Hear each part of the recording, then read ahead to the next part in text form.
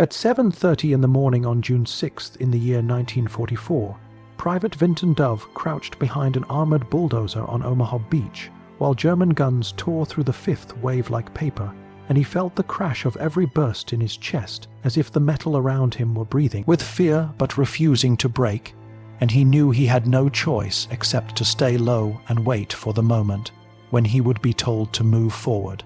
He was 24 years old with 2 months of bulldozer training and no combat experience at all, and he had been thrown into a place where the German 352nd Infantry Division had prepared 17 machine gun nests and 4 anti-tank guns, and carefully plotted mortar fire to trap 4,000 American soldiers behind a wall of stones 8 feet high. He had joined the Army in September in the year 1943 at Fort Myer in Virginia, and before the war he had worked in construction and spent most of his life operating heavy tools with steady hands. The Army taught him to run a Caterpillar D8 bulldozer in 3 weeks, and then they welded thick armor plates around the cab and told him his mission was to clear beach obstacles on D-Day. His commanding officer said the work had a survival rate of less than 1 in 5, and the engineers whispered that the job was a suicide mission, and Dove understood exactly what that meant when he boarded Landing Craft Infantry 553 at 400 hours along with 47 other engineers.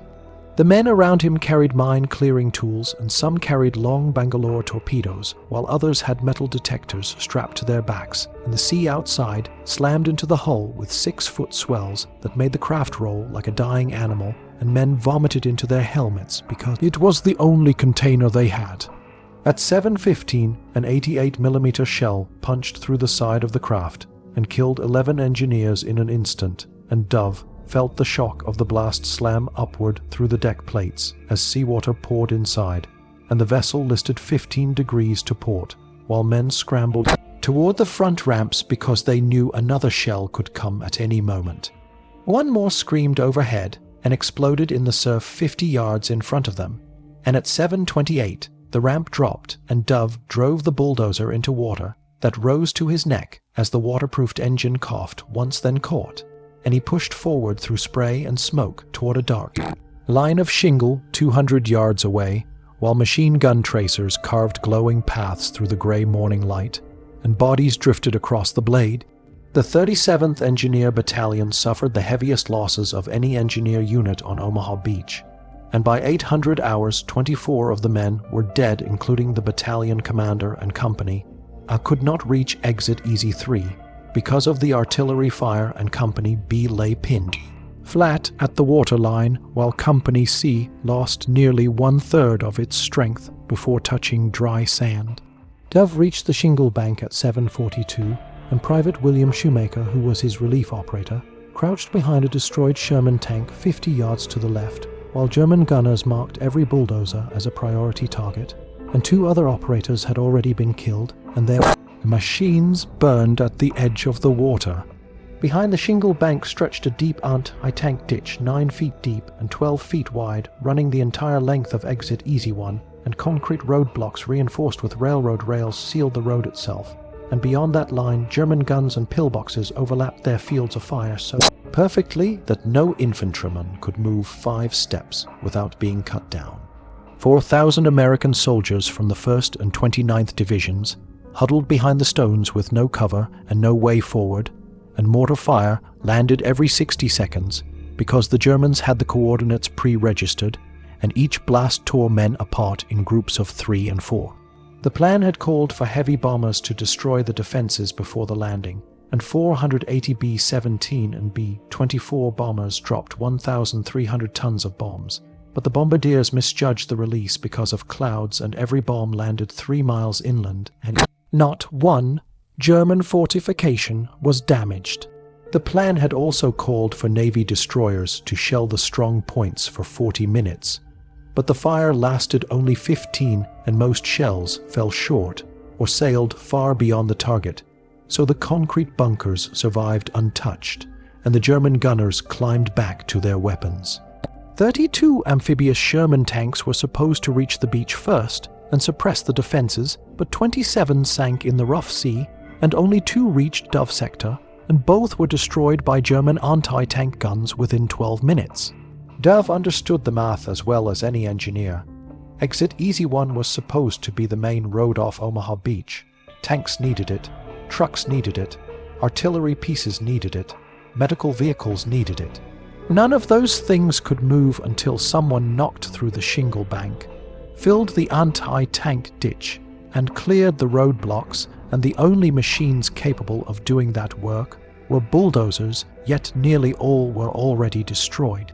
German machine gunners focused their fire on the blade of Dove bulldozer, and the bullets sparked in endless streams of fire, yet Dove could not raise the blade or he would expose himself, and he could not lower it or he would lose all visibility, so he held it at chest height and drove blind through the storm of metal. At 800 hours he reached the shingle bank, and the blade struck the stones and the machine bucked under him, but he pushed the throttle forward and the tracks spun until the dozer crawled upward and shoved through the stones, which tumbled over the hood, and finally the tracks gripped and the dozer lurched forward 5 feet, creating the first gap in the shingle in his entire sector, and every German gunner within 400 yards now knew precisely where he was. Mortar fire began to walk toward his position, and Dove counted each explosion, and knew he had only seconds before the next barrage locked in. He reversed 10 feet, angled the blade left, and drove again, carving a new cut at 45 degrees, and stones poured downward as the gap widened to 12 feet, which was enough for a jeep, but not for a truck or a tank. A mortar round landed 15 feet behind him, and shrapnel sang against the armor of the cab, while Dove forced the machine forward again because he understood exactly what depended on the next few minutes of his life. He kept the throttle fully open even as the engine temperature climbed into the red zone, because the waterproofing seals around the exhaust were already failing, and the salt water that had soaked the joints since the moment he left the landing craft was eating through everything, and he knew the machine would not survive much longer. But he also knew that if he stopped now, the entire sector would remain trapped behind the shingle bank, with the tide rising inch by inch. Shoemaker sprinted across the open beach toward the bulldozer, while mortar blasts tore holes in the sand around him, and machine gun fire snapped past his legs, and he slapped the armor twice, which was their signal that it was time to switch places. Dove pulled himself out of the cab and Shoemaker climbed in, and the exchange took only 8 seconds, and Dove slid behind a concrete obstacle, while his hands shook from the shock of the engine noise and explosions, and when he looked at his watch it read 8:17, which meant he had been operating the machine for 49 minutes, though it felt like 6 long hours of non-stop fire and pounding fear. Shoemaker pushed the bulldozer forward into the gap and widened it another 8 feet, then reversed and attacked the shingle again at a new angle, because both men knew that cutting from multiple angles would turn the steep wall of stones into a ramp that vehicles could climb instead of a drop that only trapped them deeper. At 8:32, an 88mm shell screamed overhead and burst in the water behind the bulldozer, and the German anti-tank crews began adjusting their aim, because they had been dealing with infantry until then, but now they saw a threat that could undo all the defenses they had prepared, and the bulldozer instantly became their first priority. Behind Dove, soldiers from the 1st Infantry Division tried to form groups despite the chaos, and one captain with a bleeding shoulder wound gathered 15 men, and told 3 of them to take the last Bangalore torpedo, and rush the wire guarding the draw that led to Exit Easy One. The 3 soldiers ran in a low crouch, but German machine guns cut them down before they made it 20 yards, and the torpedo fell useless in the sand 15 feet short of the wire, and the captain collapsed against the stones because 11 of his 15 men were already dead, and he had no way to break through the obstacles, and the tide was climbing 6 inches every 10 minutes, and soon the water would push everyone closer to the German fields of fire. Landing craft continued arriving, and each one forced more men, equipment, and vehicles into the shrinking space between the shingle bank and the rising sea, and bodies floated in the surf as destroyed machines blocked approaches, while German artillery struck new waves of soldiers before they even reached shore. Dove kept his eyes on Shoemaker, who was working the blade with growing urgency, as the gap widened to 30 feet, which might be enough for trucks, and possibly for tanks if they approached carefully. But the deep anti-tank ditch still remained, and until that was filled, no vehicle would move inland. The ditch measured 9 feet deep and 12 feet wide, and stretched the entire length of the exit road, and it demanded hundreds of loads of fill, and each load required the bulldozer to move forward into full view of German gunners. Shoemaker drove to the edge of the ditch and lowered the blade, and when he pushed forward, the blade dipped into the void and carved out a load of sand and stone and shattered debris. Then he reversed 10 feet and dumped it in, but one load barely filled 6 inches, and they needed dozens and dozens more. At 8:47, a burst of machine gun fire ripped across the right track of the bulldozer, and bullets tore through the metal housing and snapped the track clean apart, and the bulldozer lurched sideways and the engine stalled. Shoemaker tried to restart it, and the starter motor turned, but the engine did not catch, and when he pushed the throttle and tried again, nothing happened, and now the machine sat half inside the ditch and half outside, and blocked the only gap they had created while German forward observers called in fresh mortar coordinates. Dove understood that this moment would decide more than his own life. He could stay behind the obstacle and survive perhaps another hour, until the tide pushed them into the open, or he could run 100 yards across exposed sand, under machine gun and mortar fire, to reach a bulldozer that might never start again, and that every German gunner was now targeting. Far offshore, General Omar Bradley studied the beach from the cruiser Augusta, and through his binoculars he saw smoke fire, destroyed landing craft, and thousands of men trapped behind the stones with no way forward. And he told his operations officer that the Omaha landing was failing, and he considered pulling the entire force off the beach and redirecting them to other sectors. Then he lowered his binoculars and raised them again, and on the eastern end near exit Easy One he saw a single gap through the shingle bank, and beside it he saw a man running straight toward a dead bulldozer while bullets tore through the air around him.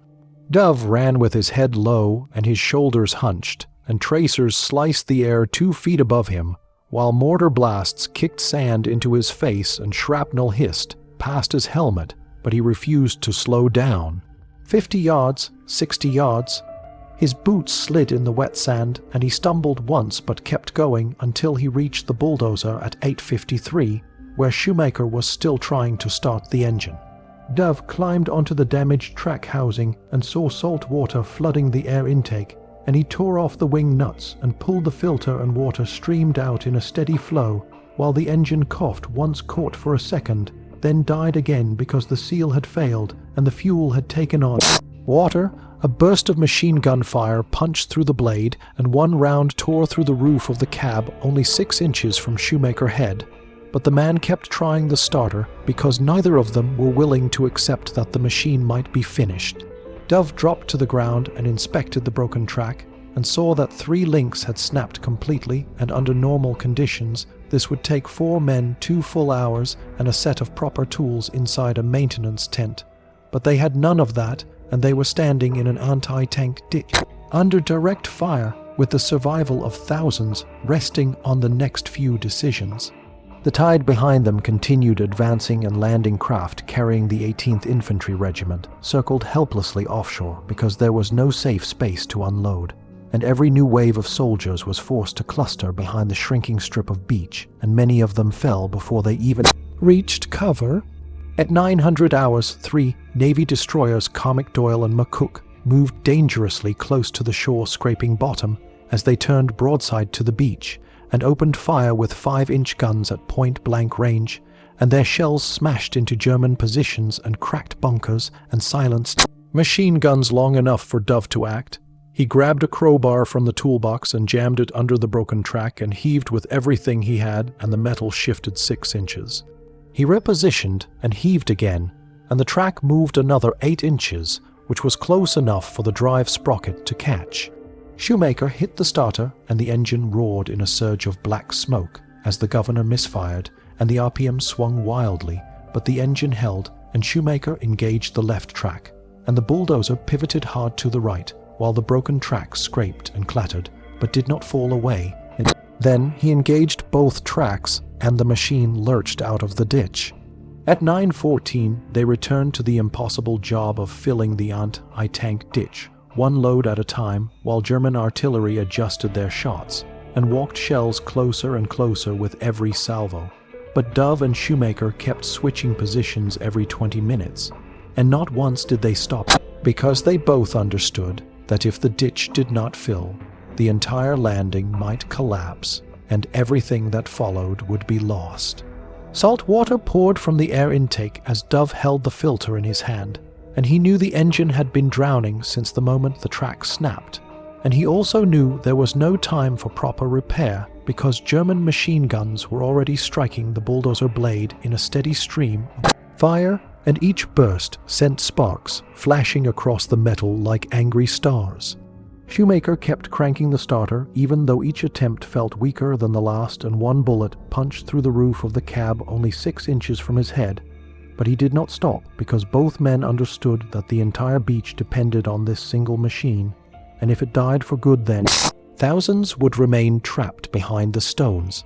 Dove jumped down to inspect the torn track and saw that 3 links had been sheared completely, and the standard repair for such damage required 4 men 2 hours and proper equipment. But instead he had only a crowbar, a broken track, and German mortars locking in with deadly precision. Behind them, the tide kept advancing 6 inches every 10 minutes until the thin strip of sand behind the shingle bank shrank smaller, and landing craft carrying the 18th Infantry Regiment circled offshore, unable to land because of the obstacles and because no exit had opened yet, and every minute added more chaos and more bodies to a beach that could no longer hold the weight of the invasion.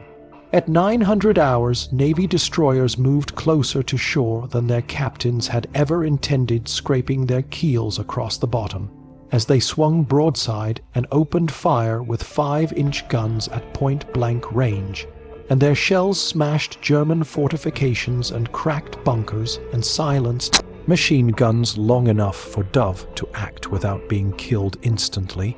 He wedged the crowbar under the broken track and strained his entire body to force the metal into position, and the track shifted 6 inches, and he moved again and forced it another 8 inches, and at last the bulldozer could move if the engine would start.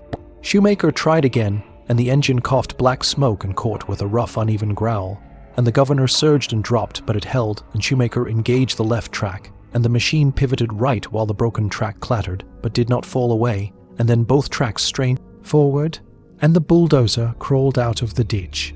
At 9:14, the 2 men resumed the desperate task of filling the anti-tank ditch one blade at a time, and each load raised the level by only 6 inches, and they needed dozens more, and German artillery had found their range again with 105mm shells falling closer with each salvo.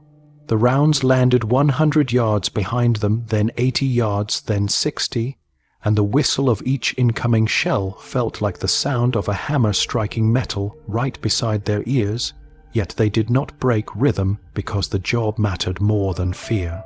Dove and Shoemaker switched every 20 minutes, one driving and one guiding on foot, because the blade needed a ground pair of eyes to judge its angle, and the machine had become too unpredictable to handle alone, and when they switched positions they did so in full view of German gunners who recognized that killing either man would stop the work instantly. At 9:42, a 105mm shell landed 30 feet from the bulldozer, and the blast wave lifted the blade and rocked the machine back on its tracks, and Shoemaker fought the controls until the bulldozer slammed back down, and the engine sputtered in protest but kept running even as hydraulic fluid leaked from the right side cylinder and formed a red puddle on the track housing. More engineers arrived from the 37th Battalion, and Lieutenant Robert Ross saw what Dove and Shoemaker were achieving and understood that if they opened this exit, then the entire landing could survive, so he organized his remaining men and sent them forward to clear wire obstacles, sweep for mines, and attack concrete roadblocks with satchel charges, while German snipers targeted them relentlessly. 3 engineers were hit almost immediately, but Ross kept pushing forward because he knew retreat meant failure, and he knew failure meant thousands of trapped soldiers dying on the beach. By 1000 hours, the ditch was half filled, and a Sherman tank might be able to cross if angled carefully, though even that remained uncertain, and Dove climbed into the cab again, while the temperature gauge sat fully in the red, and the engine growled like an animal near collapse. He lowered the blade, and the right hydraulic cylinder groaned and dropped only 6 inches before locking, and when he pushed again, the blade shuddered and fell another foot, but then froze because the hydraulic pressure had bled completely, and the machine could no longer raise or lower its blade, which meant the bulldozer was finished. They had filled half the ditch and carved a 30-foot gap through the shingle, and without a working blade they could do no more, and Dove knew their machine had given its last ounce of strength. Then by chance or fate company, C of the 149th Engineer Combat Battalion, landed at exit Easy One by mistake, and they had 2 fully operational bulldozers, and those machines continued the work Dove had begun. At 10:32, the first Sherman tank rolled across the filled section of the ditch and climbed through exit Easy One towards St. Laurent, and more tanks followed, and then trucks and jeeps and ambulances until the path became the main route off Omaha Beach. By noon, more than 3,000 vehicles had used the exit Dove had carved, and the beach behind them began to clear even as new waves of men arrived. Dove sat on the wrecked bulldozer with his hands shaking too badly to hold anything, and Shoemaker sat beside him without speaking, because neither man could yet understand what they had done or how they had survived the hours under fire. They had been fighting for 3 hours and 26 minutes, while 2 other bulldozer operators had died, and their commanding officer had died, and 24 men from their battalion lay dead. And yet somehow the 2 men sitting on the ruined machine had lived long enough to open the exit that saved a beachhead. An aide to General Bradley found them at 11:15 because Bradley had seen the bulldozer from the Augusta and watched them switch places under fire, and demanded their names, and the aide wrote down Private Vinton W. Dove and Private William J. Shoemaker of Company C, 37th Engineer Combat Battalion, and Bradley prepared to recommend them both for the Medal of Honor. Yet the battle was far from over because German artillery observers had begun calling in fresh coordinates on the exit they had opened, and at 11:47 shells began walking up and down the road, and one hit an ammunition truck and killed 5 soldiers and blocked the route until engineers pushed the wreckage clear. Every vehicle passing through the exit now ran through a gauntlet of enemy fire, but the path held and the invasion survived because 2 men refused to stop a bulldozer even when it became a broken dying machine surrounded by death on every side. Dove and Shoemaker moved away from the ruined bulldozer as German artillery fire intensified across exit Easy One, and they joined what remained of Company C because only 31 of the 48 engineers who had boarded Landing Craft Infantry 553 were still alive, and most of them were wounded, exhausted, or carrying the shock of hours under relentless fire.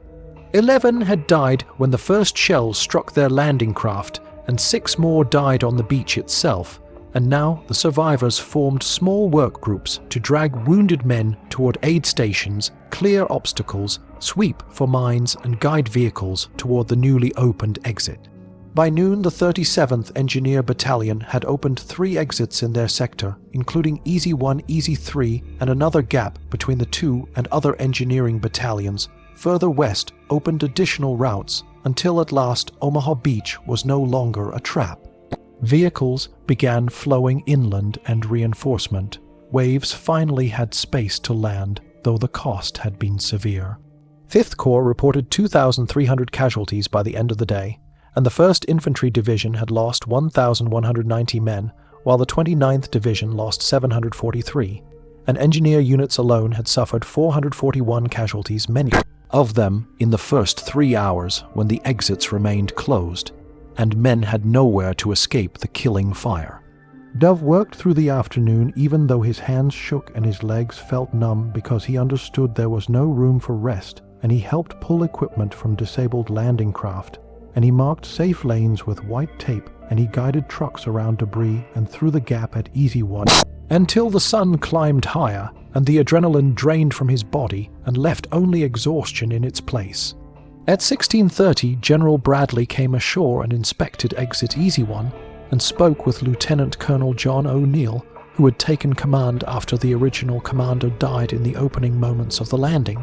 O'Neill pointed to the wrecked bulldozer and explained how two privates had created the first breach in the shingle bank and filled half of the anti-tank ditch, while German fire focused entirely on them, and Bradley walked to the machine and examined the torn track, the leaking hydraulics, the bullet holes scattered across the cab and the salt stains darkening the armor, and he asked where the operators had gone. O'Neill located Dove and Shoemaker, and they stood at attention while Bradley asked their names and home states, and Dove said Virginia and Shoemaker said Pennsylvania, and Bradley told them he had watched their work from the Augusta through binoculars. And he said he would never forget seeing bulldozer move up and down the beach under constant fire, as calmly as if it were a Saturday afternoon back home. Bradley recommended both men for the Medal of Honor, and the paperwork began moving upward from division to corps to army, and finally toward Supreme Headquarters where General Eisenhower would review it.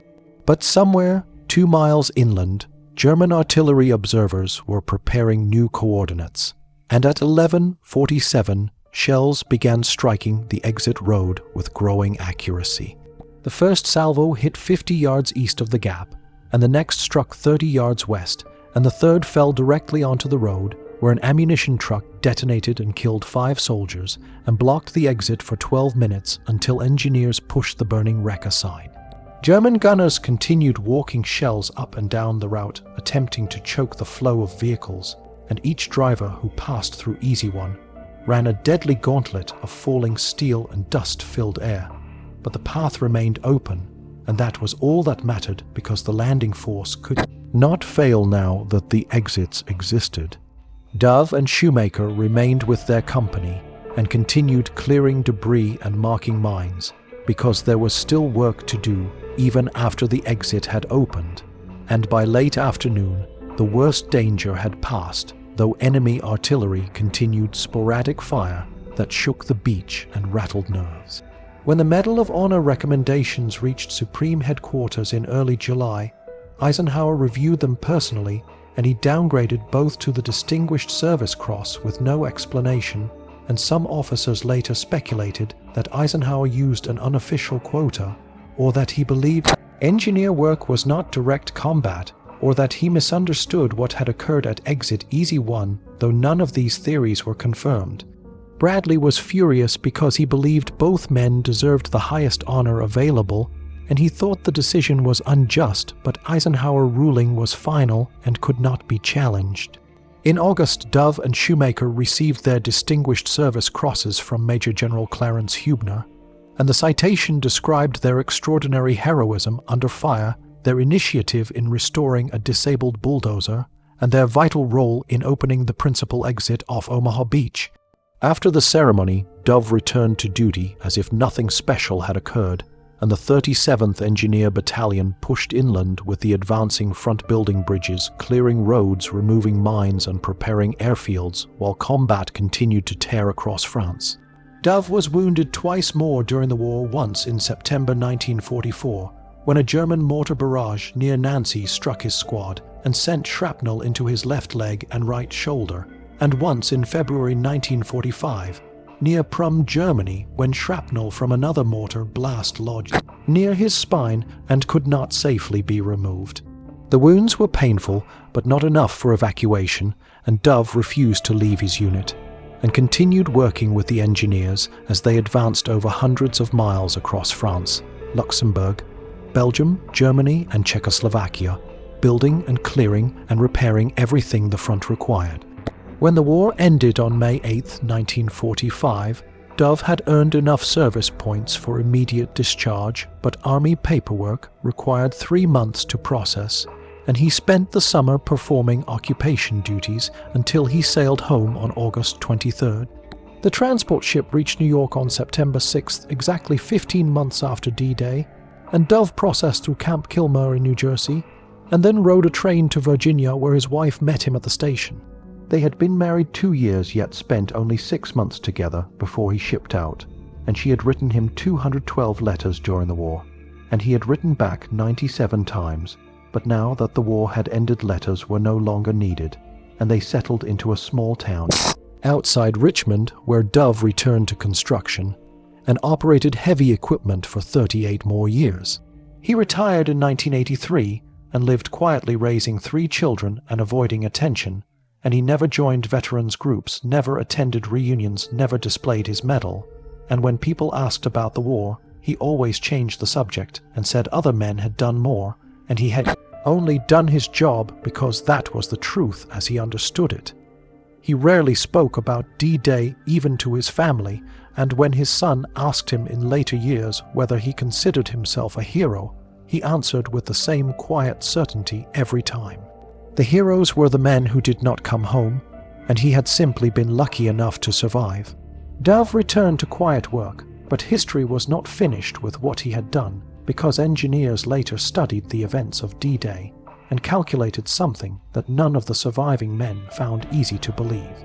The German strong point guarding eggs, it Easy One fired more than 20,000 rounds during the landing with perfect visibility and perfect fields of fire, yet the 2 men in the open operating a bulldozer survived for more than 3 hours, while every statistical model said they should have died within 20 minutes. That fact became one of the great anomalies of Omaha Beach, and though Dove never liked the attention, the engineers who followed him considered his survival almost miraculous. The 37th Engineer Battalion remained on Omaha Beach for 3 more days, clearing mines, widening exits, destroying obstacles and building roads that allowed supplies to push inland, and by June 9th, more than 50,000 vehicles had crossed through the pathways they created, and by June 13th, the entire supply flow of 5th Corps ran through those exits. Easy One handled the heaviest load as Sherman tanks from the 2nd Armored Division roared through alongside tank destroyers, artillery trucks, and medical vehicles, carrying wounded men away from the front. The flow never stopped. 24 hours a day, vehicles moved across the shingle where Dove had carved the first gap, and engineers widened that gap to 80 feet and strengthened the filled ditch with steel matting before laying pierced steel planking across the approach to prevent vehicles from sinking into soft sand. German artillery observers continued firing at random intervals from positions near St. Laurent, and they used 105mm howitzers, 155mm guns, and even 2 110mm railway guns positioned miles away, and their shells fell in unpredictable patterns. Sometimes 3 salvos struck in 10 minutes, and sometimes silence held for 2 hours.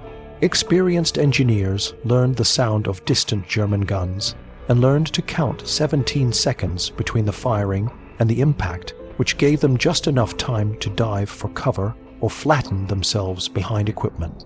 Dove left Omaha Beach on June 10th after the exits were secure, and the battalion moved inland to clear roads and bridges because the Germans had blocked every route with felled trees, destroyed bridges, cratered intersections, and mined verges. Engineers worked ahead of infantry and removed hazards one by one, making it possible for tanks and troops to keep moving. The work inland was dangerous but different from the concentrated terror of the beach, because the danger stretched over days and weeks instead of minutes and hours. A sniper here, an artillery blast there, a mine buried under a thin layer of soil. Men died slowly and steadily instead of in sudden waves, and each day brought new threats that demanded caution, skill, and endurance. Dove was wounded on September 14th near Nancy when a German mortar barrage hit his squad at a road junction and shrapnel pierced his left leg and right shoulder. He received quick medical treatment and refused evacuation, and walked with a limp for 2 weeks before the wounds healed enough for him to continue working. His second wound came on February 9, 1945, near Prum in Germany, when another mortar attack sent fragments into his back where 3 small pieces lodged near his spine.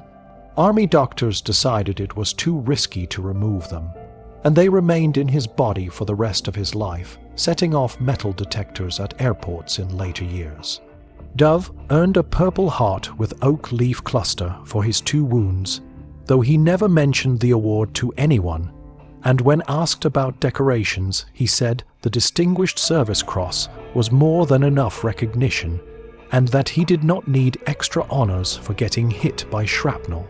When Germany surrendered on May 8, 1945, the 37th Engineer Battalion was near Pilsen in Czechoslovakia after advancing more than 700 miles from Omaha Beach, and Dove had earned enough points for discharge, but paperwork delays forced him to remain in Europe until August.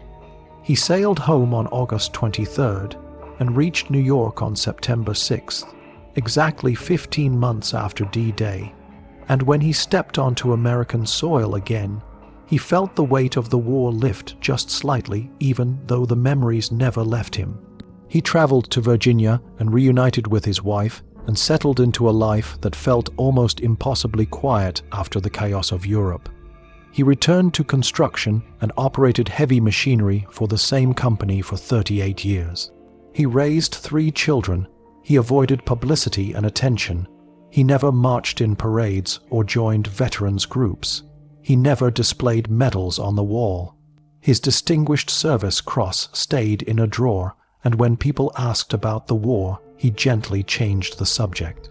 In 1994, the 50th anniversary of D-Day brought renewed interest, and reporters mailed letters requesting interviews, and historians asked for details and documentary. Filmmakers sought his voice, but Dove declined every request because he believed the beach was full of heroes and he was not one of them, and he insisted that the real story belonged to the men who did not come home.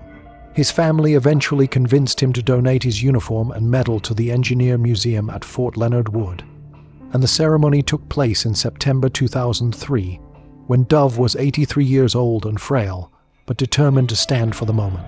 The museum director said Dove uniform was the most important D-Day artifact in their collection, and Dove said almost nothing during the event because praise made him uncomfortable, and he preferred silence to speeches.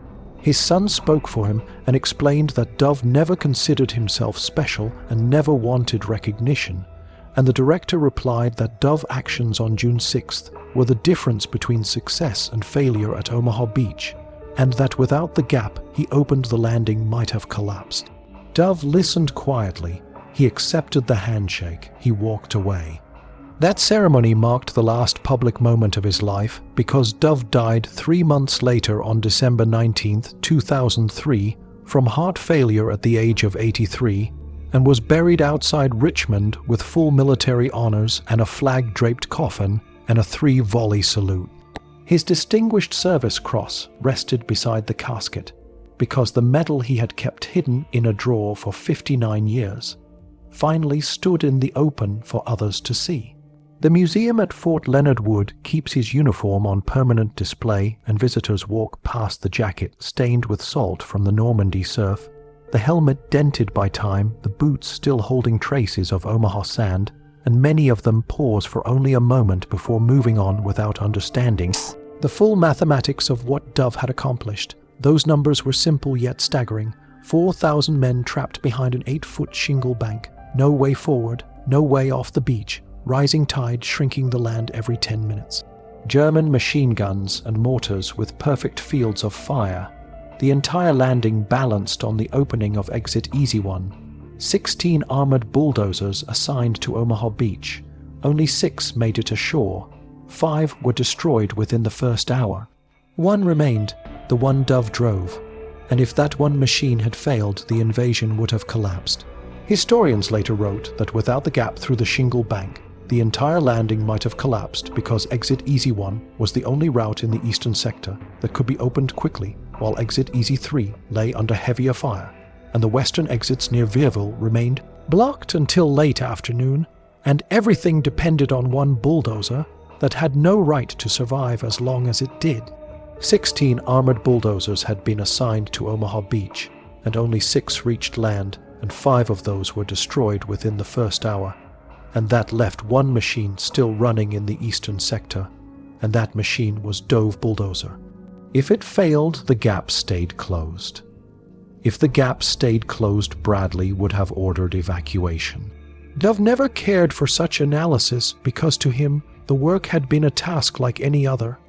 And when his son asked him in the 1990s what he thought about while operating the bulldozer under fire. He answered that he thought about the blade angle and the track tension and the hydraulic pressure and not stalling the engine because he had been trained to operate a bulldozer, not to act like a hero, and he believed thinking about danger never helped because thinking about the work always did. His son struggled to understand how a man could operate a bulldozer for more than 3 hours in the open, while German gunners fired more than 20,000 rounds in his direction, yet Dove explained it simply. He focused on the machine. He focused on the task. Heroism never entered his mind.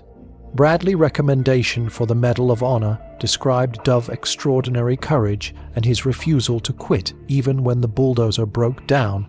And though that praise was accurate, it still missed the essential truth because Dove was not trying to be courageous.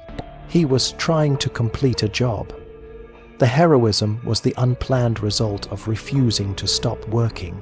Eisenhower downgraded the recommendation to a Distinguished Service Cross, and some officers believed the decision came from a quota system or a reluctance to honor engineers for actions not seen as direct combat, or perhaps Eisenhower simply never understood what had happened at Exit Easy One, though the true reason remained unknowable. Bradley never forgot what he witnessed, and in his memoirs published in 1951, he devoted 2 paragraphs to Dove and described him as the most remarkable soldier he had encountered during the Normandy campaign, and said that watching the bulldozer move calmly through fire gave him hope at the moment when he was preparing to order evacuation, and said the memory stayed with him for decades. The phrase he used Saturday afternoon became famous because he said Dove worked the bulldozer as if he were clearing a driveway back home instead of surviving a storm of bullets and shells, and that description captured exactly what set Dove apart. His power was not fearlessness but focus, a total professional detachment, the ability to treat life and death labor as routine work. In 1956, the Army revised its engineer training manual and added a section on operating equipment under fire, and used Dove actions as the primary case study to teach new operators the importance of staying focused under impossible pressure and the importance of treating combat as an extension of training and the importance of finishing the task regardless of circumstances, and that manual remained in use until 1973, and every bulldozer operator learned the story of the private who opened Exit Easy One.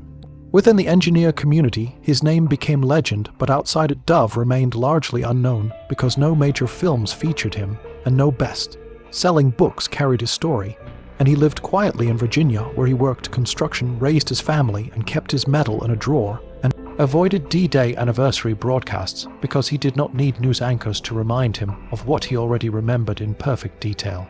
He remembered the sound of the engine. He remembered the smell of diesel and salt water. He remembered the sting of sand against his face when shells burst nearby.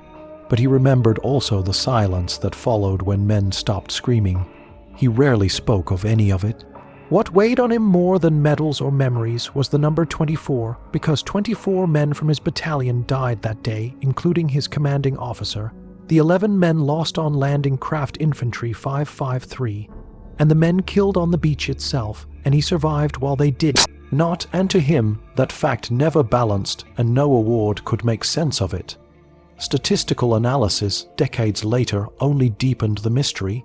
In 1987, a researcher at the Army War College studied survival patterns from D-Day and reviewed casualty date, equipment loss rates, and exposure times, and when he examined bulldozer operators, he found anomalies. 6 bulldozers reached the beach. 5 operators died within 90 minutes. Average time of death was 37 minutes. Average volume of fire on each operator position was between 8,000 and 12,000 rounds. The 6th operator Dove survived 3 hours and 26 minutes under an estimated 23,000 rounds. Probability of survival was calculated at 0.003%. The researcher checked every figure because he suspected measurement error, but German after-action reports confirmed their ammunition counts and confirmed their clear line of sight to the bulldozer for the entire engagement. and confirmed they had concentrated fire on it as a priority target. Yet Dove survived without a single bullet wound, and Shoemaker received only a minor shrapnel cut on his hand, and neither injury stopped them from working, and the bulldozer took countless hits while the men stayed alive. The researcher interviewed Dove in 1988 and asked if he had taken cover, but Dove said he did not remember ducking or hiding or even feeling afraid until the work was finished. He remembered switching places with Shoemaker. He remembered repairing the track. He remembered pushing the blade, but he did not remember fear because the work demanded every thought he had. The final line of the study stated that Dove's survival could not be explained through tactical skill, random chance enemy failure, or any measurable variable, and that some force outside normal combat parameters seemed to have intervened, though the researcher made no attempt to name that force. The study was archived and rarely cited, but it confirmed beyond question that what happened at Exit Easy 1 defied mathematical logic and military expectation, and Dove never knew about the study and never would have cared because he believed history should remember the men who died, and he believed his survival was not a miracle, but simply luck. After the war, he built a life with quiet routines: Monday grocery trips, Wednesday church services, Friday dinners with family, and he believed the beach belonged to the past and should stay in 1944. But sometimes late at night, his wife found him sitting alone in the dark, and when she asked what he was thinking, he always answered nothing important, though she knew he was thinking about the shingle bank and the sound of bullets striking the blade and the men he could not save, and the question he never answered: why did every bullet miss him when they hit everyone else? Dove never found an answer to the question of why he survived when 24 men from his battalion did not, and that quiet uncertainty lived with him for the rest of his life, and sometimes even decades later. He would pause in the middle of a task and stare into a distance no one else could see, because part of him was still standing on Omaha Beach listening to German guns tearing apart the morning. When reporters called him in later years, especially on June 6th, he always refused the interviews because he said he had nothing important to add, and he insisted other soldiers were more deserving of attention. And when documentary filmmakers asked him to appear on camera, he declined because he did not want to become a symbol for something he believed belonged to the men who never came home. His grandchildren sometimes asked about the war in simple, innocent ways, and once his youngest granddaughter, who had just learned about D-Day in school, asked him directly if he had been scared, and he told her that some parts of the day were frightening, and when she asked if he was a hero, he answered no, because the real heroes were the ones who had died, and that simple answer troubled his daughter, because she believed her father deserved far more recognition than he accepted, yet she had heard the same words from him her entire life, and she understood he would never change how he felt. She wondered privately if her father's silence and modesty came not from humility, but from a deeper wound, the kind of survivor grief that grows when a man outlives his friends and carries the weight of their absence every day. Dove never discussed that possibility. He never spoke the names of the men who died beside him. He never described the beach in detail, even though his memory held every moment with perfect clarity. He believed speaking about the dead did not bring them back, and he believed silence kept the past from reaching too far into his present.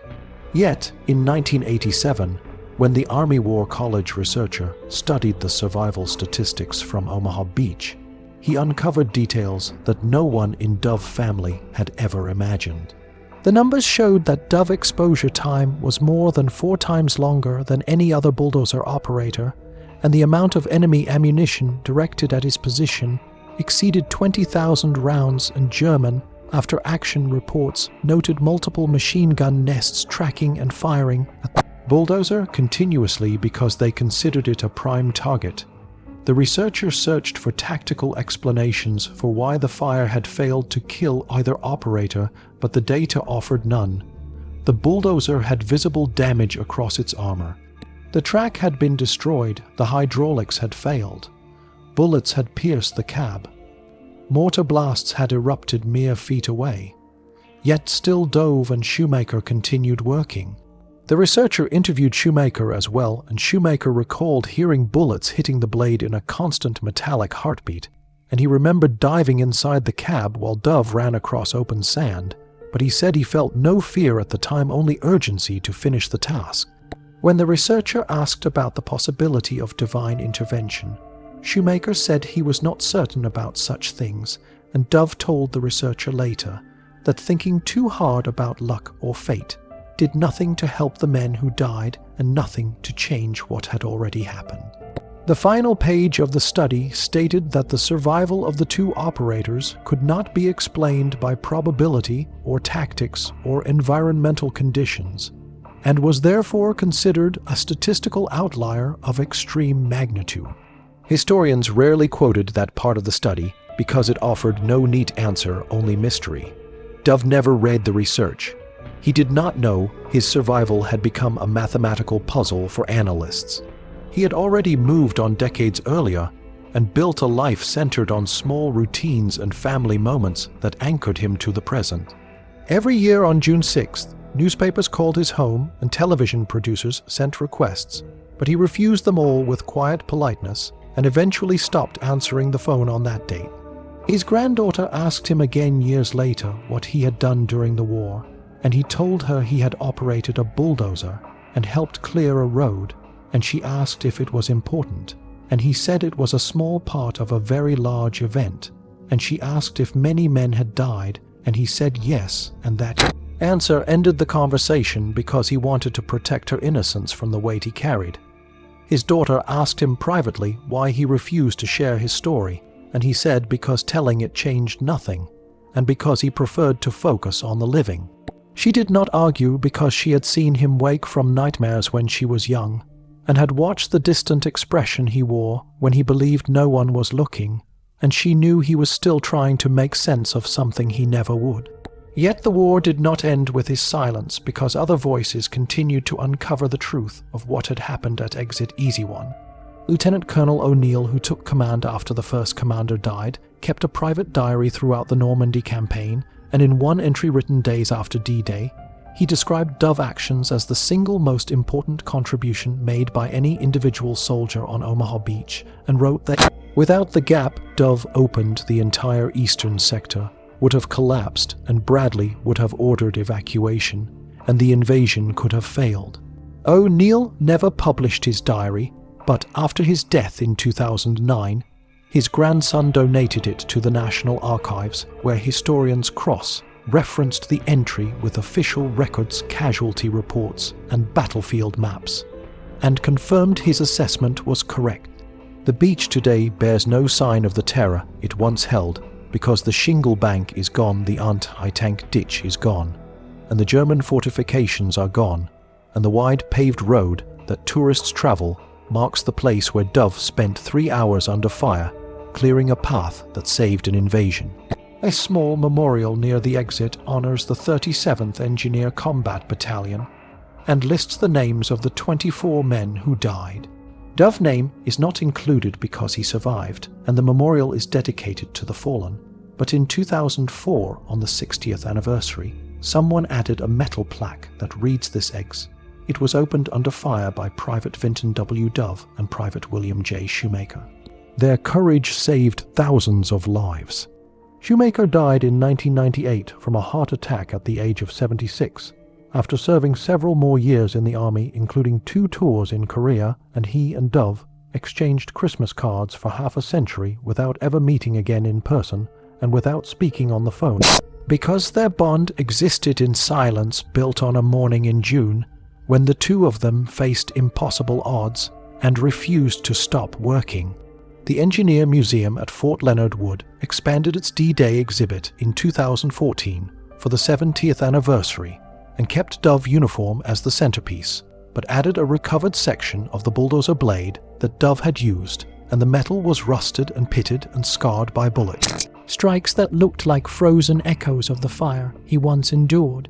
The museum director spoke at the opening ceremony and said the blade represented not just engineering skill or extraordinary courage, but the fundamental truth that wars are won by ordinary soldiers doing difficult work under unbearable conditions, soldiers who do not think about medals or glory, only about finishing the task in front of them.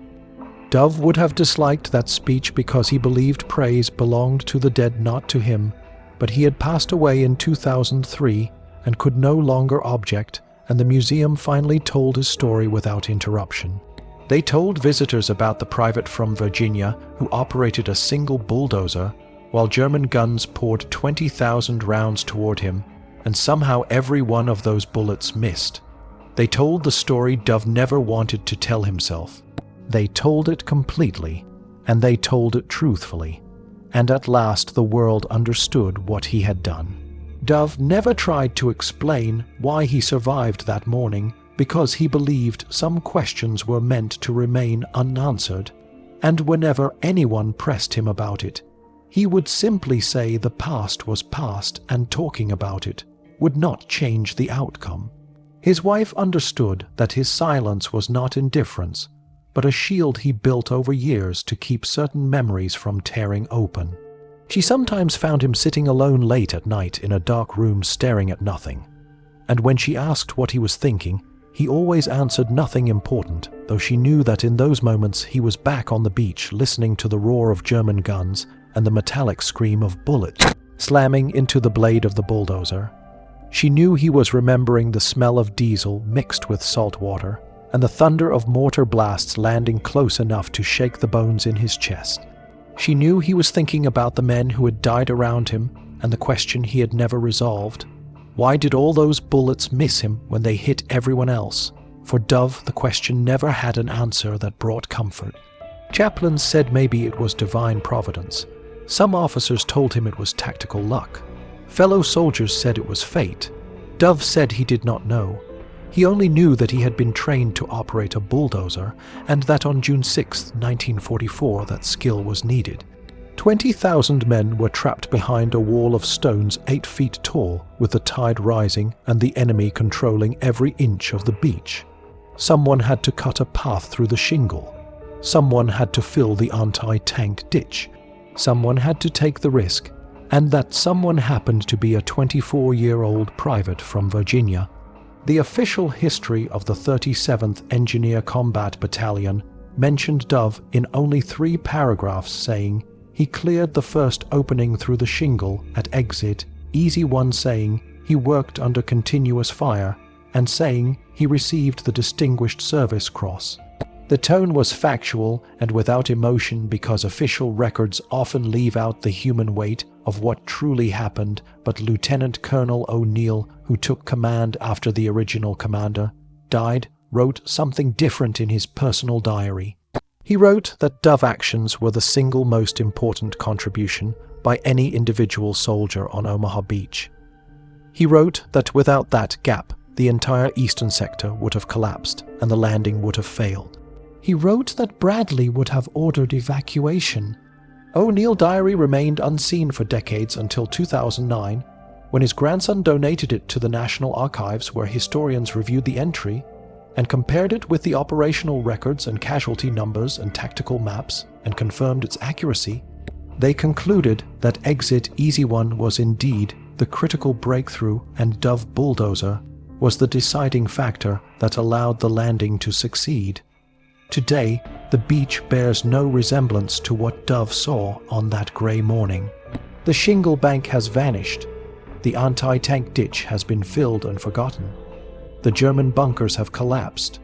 The roar of guns has been replaced by the quiet hum of tour buses bringing visitors to see a coastline that once held the fate of Europe. Exit Easy One is now a paved road that travelers use without knowing that beneath their tires lies the ground where Dove worked for more than 3 hours under direct fire, performing a task that saved thousands of lives. A small memorial stands near the exit with the names of the 24 engineers from the 37th Battalion who died on June 6th. Dove's name is not there because the memorial is dedicated to the fallen. But in 2004, on the 60th anniversary, someone added a small plaque beneath the monument that reads this eggs. It was opened under fire by Private Vinton W. Dove and Private William J. Shoemaker. Their courage saved thousands of lives. Shoemaker had lived a quiet life after the war, and died in 1998 from a heart attack at the age of 76. He served in Korea twice and retired in 1963, and he and Dove exchanged Christmas cards for 50 years, though they never visited each other and rarely spoke because their connection belonged to a moment in time when two young soldiers shared a near-impossible burden. The Engineer Museum at Fort Leonard Wood expanded its D-Day exhibit in 2014 for the 70th anniversary and kept Dove uniform as the centerpiece because it carried the salt stains, the fabric wear, and the subtle marks of a morning that changed history. They added a recovered section of the bulldozer blade found in a salvage operation in 2002, and the metal was rusted and scarred by bullet impacts that still showed faint rings where rounds had struck at impossible angles. At the exhibit opening, the museum director said the blade represented not only engineering skill, but the deeper truth that wars are won by ordinary men doing extraordinary work under deadly pressure. He said Dove would have rejected all praise and insisted the real story belonged to the 24 engineers who died. He said the museum obligation was to tell the story accurately and completely, even if Dove had never wanted it told in such detail. Dove had been gone 11 years by then and could no longer redirect attention or push credit elsewhere. And for the first time, his story stood open for the world to see.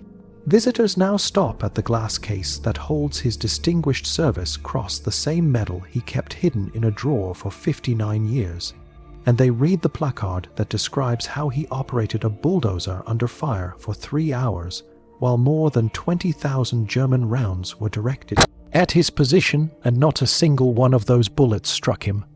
Some visitors linger for a long time trying to understand how such a thing could have happened. Others move on quickly, not realizing the magnitude of what they have just witnessed. But the story remains whether they understand it or not. It remains in the rusted blade. It remains in the worn fabric of the jacket. It remains in the road still used by travelers unaware of the sacrifice beneath their wheels.